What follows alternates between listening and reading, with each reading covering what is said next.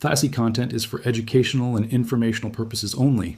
It's not professional, technical, or legal advice.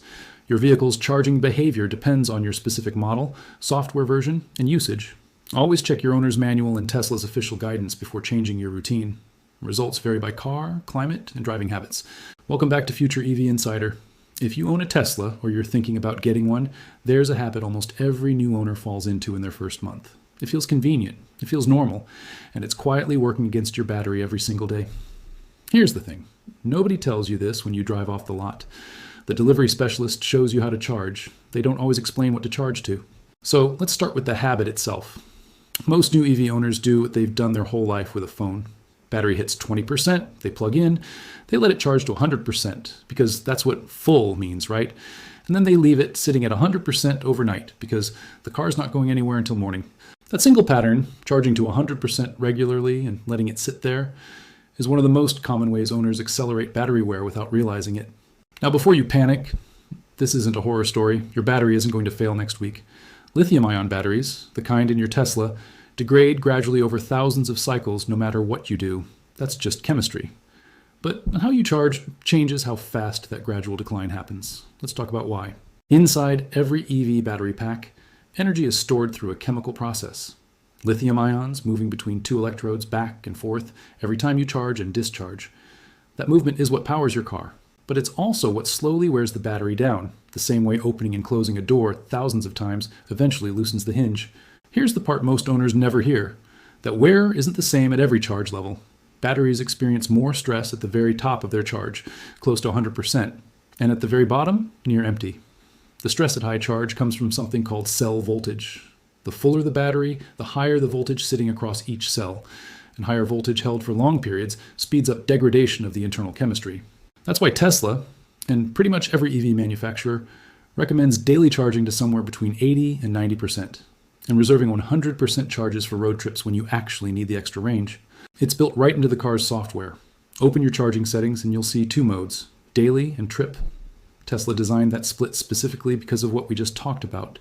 Daily habits should stay in the moderate zone, and full charges should be occasional, not routine. So why doesn't everyone already know this? Partly because it's counterintuitive. With a gas car, full tank has zero downside. With a phone, most people never think about battery chemistry at all. EVs inherited that same mental habit. Fill it up, don't think about it. Even though the underlying technology behaves differently. There's also a business angle worth understanding, and it's not sinister, just economics. Public fast charging networks make money charging you by the session or by the kilowatt hour, and fast charging to a high percentage is convenient for a road trip stop. Nobody's hiding the degradation info from you. Tesla actually publishes it in the manual and the app. It's just buried under a settings menu most people never open in their first week of ownership. Let's get into what actually happens over time if the habit continues. Charging to 100% every night and letting the car sit there fully charged, especially in heat, compounds two stress factors, high voltage and high temperature, sitting together for hours. Owners who do this consistently over a few years report noticeably faster range loss on their battery health readouts, compared to owners who kept daily charging in that 80% window and used trip mode only when needed. To be clear, this is observational based on patterns EV owners and technicians commonly report, not a guaranteed outcome for every car. Battery chemistry, climate, and how often you supercharge versus charge at home all play a role too. So what's the actual fix? Nothing exotic? No $5 gadget? No aftermarket part? Step 1, open your Tesla app or the touchscreen, go to charging, and set your daily limit to somewhere between 80 and 90%. Step 2, reserve the 100% trip setting for actual long drives, and try not to leave it sitting at that level for extended periods once you arrive. Step 3, if you can, avoid letting the battery sit for long stretches near empty either. Very low charge held for days isn't great for the cells, same logic in reverse. Step 4, if your car will be parked for an extended period, say a vacation, Tesla recommends leaving it around 50%, not full and not empty. Step 5, try to avoid unnecessary DC fast charging for routine daily driving. Supercharging is great for road trips, but it generates more heat and stress on the pack than slower AC charging at home. If you can charge overnight at home most days and save superchargers for travel, your pack will generally thank you for it. None of these steps cost anything. They're just a 5-minute settings change and a slightly different mental habit.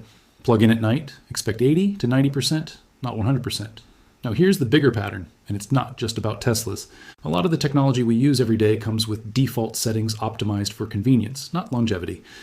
because manufacturers know most people never open the settings menu.